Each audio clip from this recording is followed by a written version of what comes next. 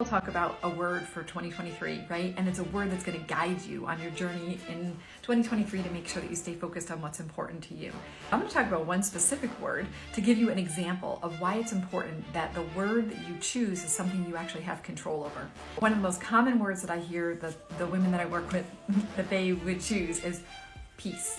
So I ask them, well, what do you mean by peace? And usually they're like, well, I want my home to be more peaceful. I want there to be not as much drama in my life. And I'm like, okay. But usually what they really want is for other people to change and be less dramatic, to be more peaceful, to create more peace.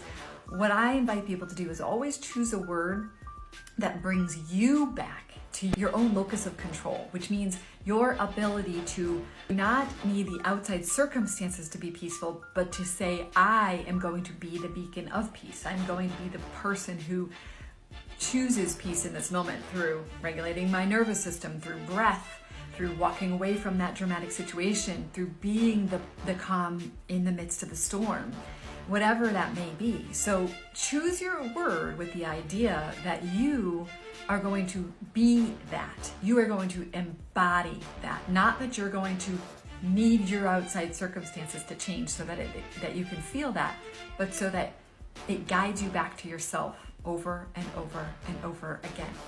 So I want to know what your word for the year is. What's your word for 2023?